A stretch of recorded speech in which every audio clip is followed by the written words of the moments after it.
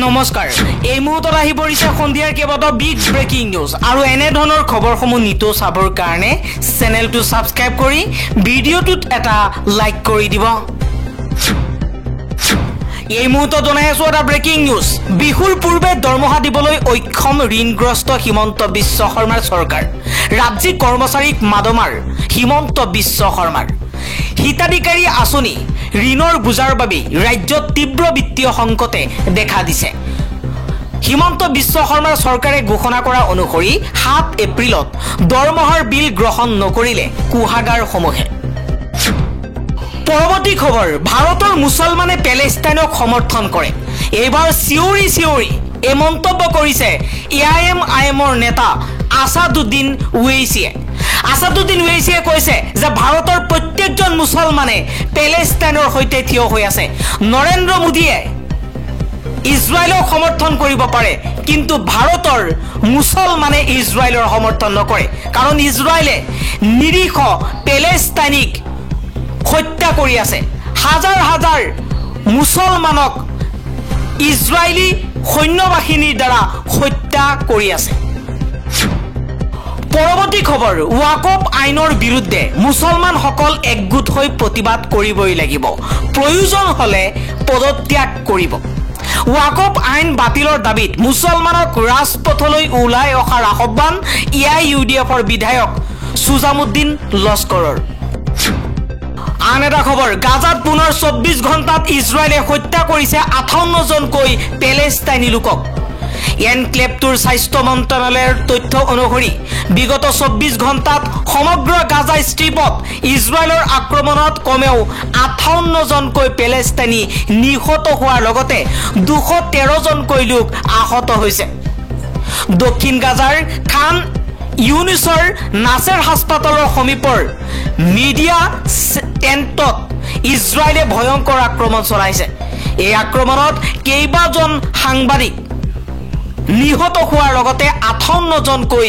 পেলেষ্টাইনী নিহত হৈছে পৰৱৰ্তী খবৰ কংগ্ৰেছ দলে সংবিধান আৰু ইয়াৰ নিৰ্মাতা উভয়কে সন্মান কৰে আৰু ইয়াক সুৰক্ষিত কৰিব জানে বিজেপি চৰকাৰক উদ্দেশ্য কৰি এই মন্তব্য কৰিছে কংগ্ৰেছৰ অধ্যক্ষ মল্লিকাৰ্জুন খাৰ্গে কৈছে বিজেপিয়ে সংবিধান সলনি কৰিব বিচাৰে কিন্তু আমাৰ উদ্দেশ্য হৈছে সংবিধান ৰক্ষা কৰা আৰু সংবিধান নিৰ্মাতা উভয়কে সন্মান কৰা বিজেপিৰ শাসনকালত সুৰক্ষিত নহয় দেশৰ সংখ্যালঘু লোক কিন্তু কংগ্ৰেছে কেতিয়াও সংখ্যালঘু হিন্দু মুছলমান কোনো জাতি ধৰ্মৰ ভেদাভেদ নকৰাকৈ দেশ চলাইছে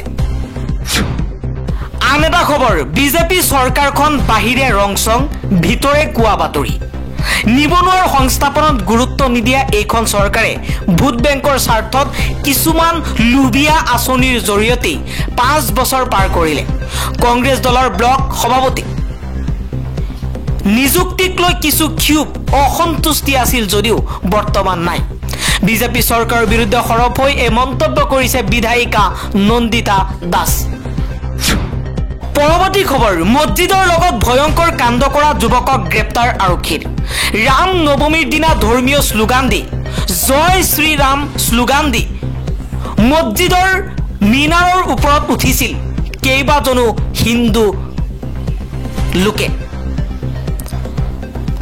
ভয়ংকৰ কাণ্ড কৰিবলৈ চেষ্টা কৰিছিল একাংশ লোকে মই এই মুহূৰ্তত স্ক্ৰীনত আপোনালোকক দেখুৱাইছো কেনেধৰণে মছজিদসমূহক ৰাম নৱমীৰ দিনাই কেইজনমান হিন্দু লোকে এক সাম্প্ৰদায়িক সংঘৰ্ষৰ ঘোষণা কৰিছিল মহেন্দ্ৰ প্ৰতাপ সিং নামৰ এজন যুৱকক আৰক্ষীয়ে গ্ৰেপ্তাৰ কৰিছে এই ভিডিঅ'টো সমগ্ৰ ভাৰতবৰ্ষত ভাইৰেল হোৱাৰ পাছতেই আৰক্ষীয়ে কঠোৰ ব্যৱস্থা গ্ৰহণ কৰিছে মছজিদৰ মিনাৰৰ ওপৰত উঠি ধৰ্মীয় পতাকা উত্তোলন কৰিবলৈ চেষ্টা কৰিছে আৰু লগতে জয় শ্ৰী ৰাম ধ্বনি দি এক সাম্প্ৰদায়িক সংঘৰ্ষৰ সূচনা কৰিবলৈ চেষ্টা কৰিছিল আন এটা খবৰ অবৈধ আৰু স্বেচ্ছাচাৰী পদক্ষেপ গৃহীত হোৱা বিধেয়ক পেলাই ৰখাৰ বাবে উচ্চতম ন্যায়ালয়ৰ ৰুখত পৰিছে তামিলনাডুৰ ৰাজ্যপাল বিধানসভাত গৃহীত 10খন বিধেয়ক ৰাজভৱনত পেলাই ৰখাৰ বাবে উচ্চতম ন্যায়ালয়ৰ ৰুখত পৰিছে তামিলনাডুৰ ৰাজ্যপাল RN ৰবি।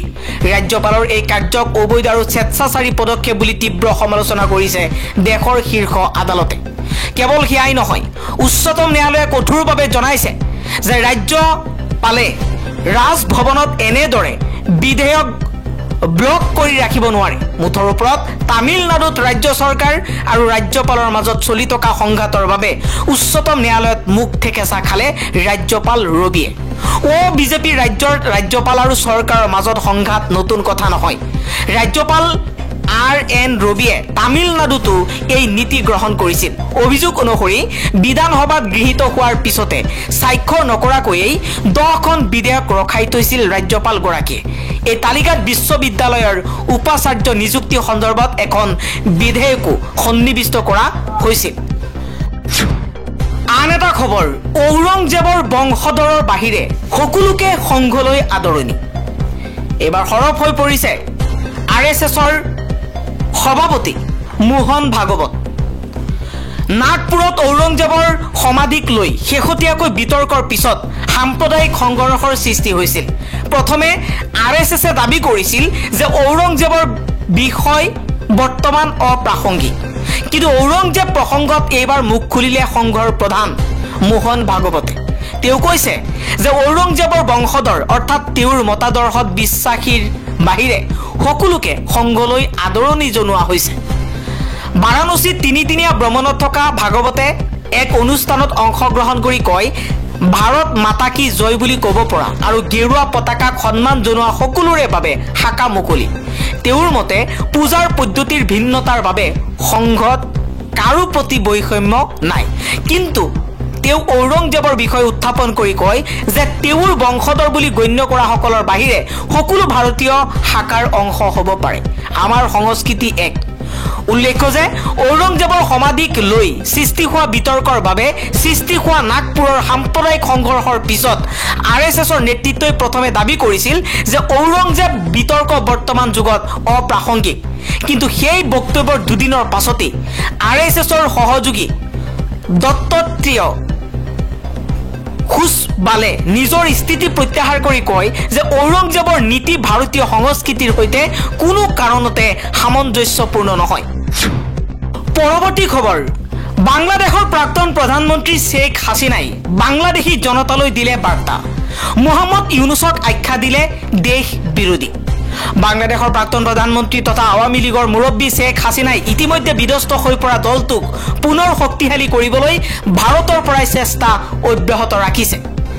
দেশ এৰি পলায়ন কৰি ভাৰত চৰকাৰৰ ৰাজনৈতিক আশ্ৰয়ত আছে যদিও যুঁজাৰু মানসিকতা যেন এতিয়াও হেৰুৱাই পেলোৱা নাই শ্বেখ হাছিনাই। বাংলাদেশৰ প্ৰাক্তন প্ৰধানমন্ত্ৰী তথা আৱামী লীগৰ মুৰব্বী শ্বেখ হাছিনাই ইতিমধ্যে বিধ্বস্ত হৈ পৰা দলটোক পুনৰ শক্তিশালী কৰিবলৈ চেষ্টা অব্যাহত ৰাখিছে।